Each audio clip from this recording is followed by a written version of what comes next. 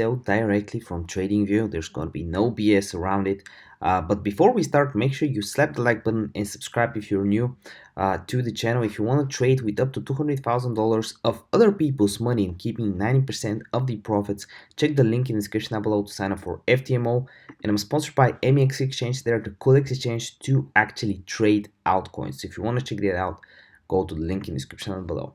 So the way to buy and sell on TradingView is you want to go on the right side, just like here, click on order panel, then you want to click on connect.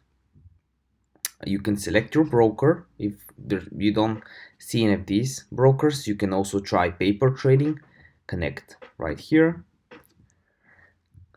and then you can just place orders. If you are practicing trading, you can just submit buy and sell orders or buy orders just by typing in the amount and clicking buy or sell, just like so. If the video helped you out, slap the like button and we'll see you next one. Bye.